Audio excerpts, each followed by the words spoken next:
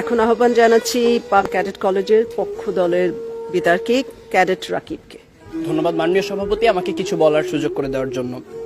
আমার দলের প্রথম বক্তা যখন অবহেলাকে সংজ্ঞায়িত করে গেলেন, তখন প্রতিপক্ষের প্রথম বক্তা বিতর্কের এই মঞ্চে উপস্থিত ছিলেন ঠিকই, কিন্তু মন হয়তো ছিল অন্য কোথাও। তাই তিনি বারবার ভিন্ন ভিন্ন সুরে একই গান গেয়ে প্রমাণ করার চেষ্টা করে গেলেন যে সন্তানের মানসিকতা নাকি বৃদ্ধ পিতামাতার প্রতি দায়িত্ব পালনে অবহেলার মূল কারণ নয়। অবহেলার সংজ্ঞায় যেখানে বলছে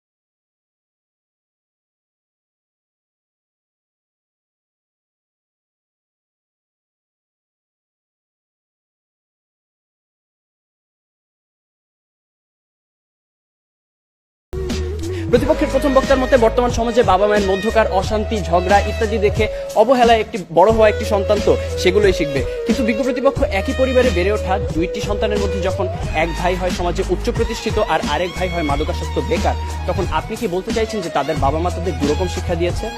অর্থাৎ আমি এটাই বোঝাতে চাইছি যে পরিস্থিতি যেমনই হোক না কেন, ভালো মন্দের বিচার করার মানসিকতা বা বিবেক সে তো আপনারই হাতে।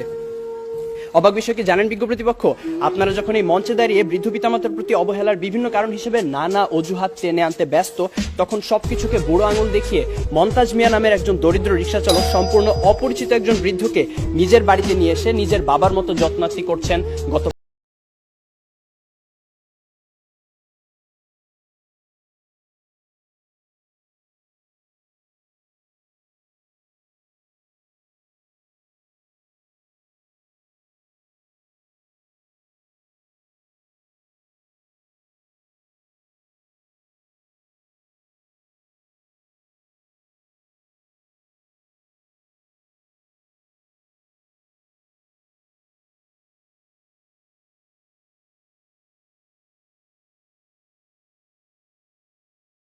ক্ষেত্রে যদি কোনো কারণে কমতি হয় বা সন্তান অসমর্থ হয়, সেক্ষেত্রে আপনাদের দ্বারা দেখিয়ে যাওয়া যুক্তিগুলো হয়তোবা একটি কারণ।